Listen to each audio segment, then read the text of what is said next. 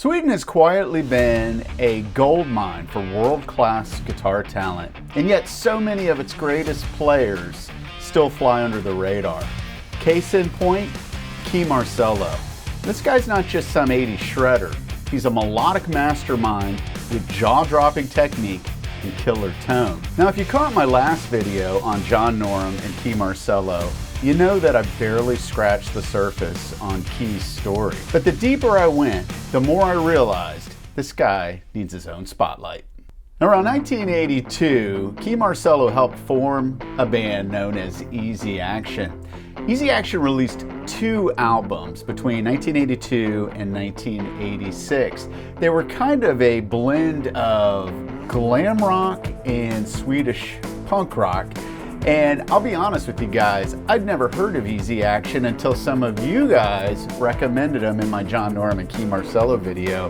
And once I started listening to them, I was like, this stuff is really cool. So thanks guys, now I'm an Easy Action fan. A really cool fact about Easy Action is that they were the first Swedish band to get signed to a major US record label.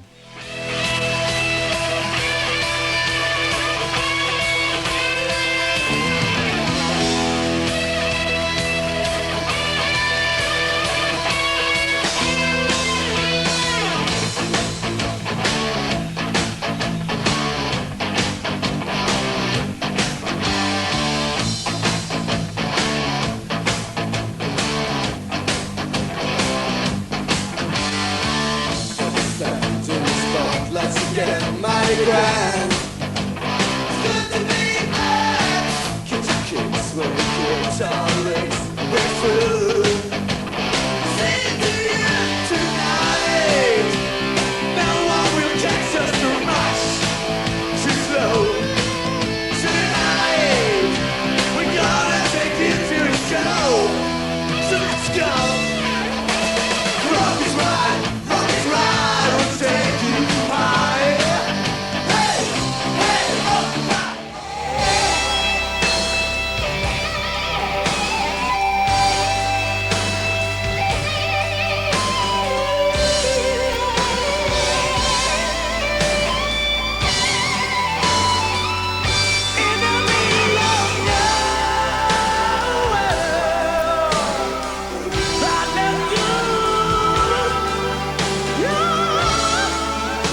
In 1985, a bunch of Swedish musicians and artists collaborated on a project known as Swedish Metal Aid, which was Sweden's version of Band-Aid, which raised money for relief efforts in Africa.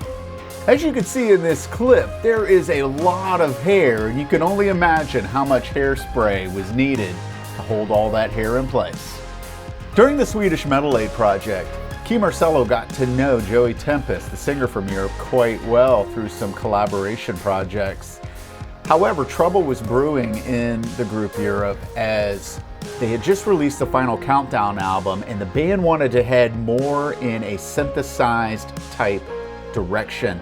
John Norum disagreed with that. John Norum comes from that rock and roll background and wanted more guitars, not more synthesizers. That's when John Norum left and Key Marcello became the new guitarist for Europe.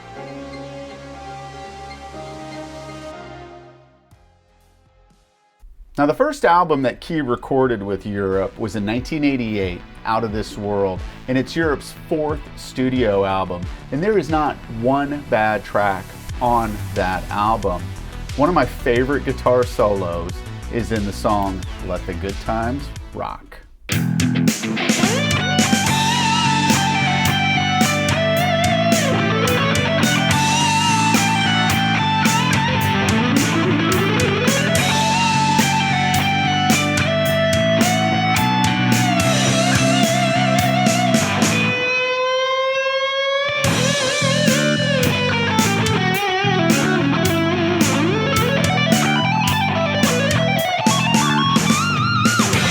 By the early 1990s, the musical landscape had completely shifted.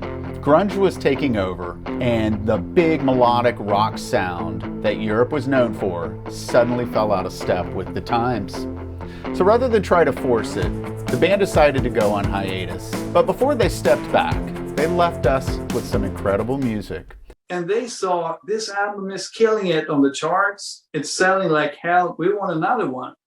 So they started asking us, you know, when can you do it and all that. And we started talking about it, and we agreed musically for us. We're in a different situation here.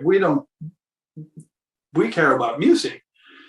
What are we going to do in 1992, 93 in the era of grunge? What can we possibly contribute to the music scene right now without being ridiculed?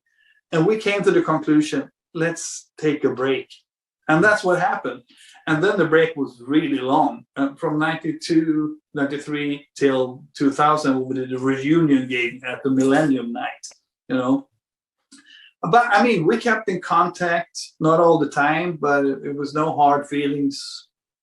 I mean, we had one thing in common. We all hated the grunge era. In 1995, Key started his solo career, which a lot of times when guitar players go off on their own, the music is not as widely popular or as accepted by the masses.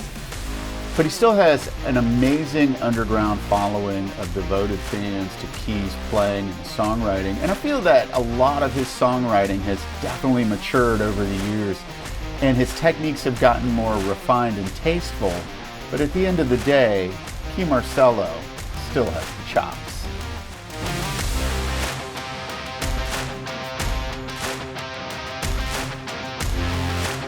In 2011, Key Marcello released his autobiography entitled The Rock Star That God Forgot.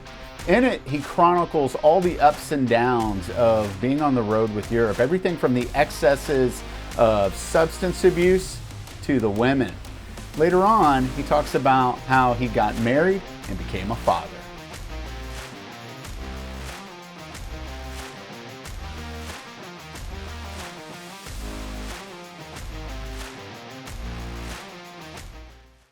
Key Marcello has one of the most unique hobbies that I've seen a rock star have. In his free time, he loves horse racing, but not just any horse racing. It's a form of horse racing known as harness racing, and he actually races horses with these little carts behind the horse. It looks like a lot of fun, but it looks like it's quite dangerous too.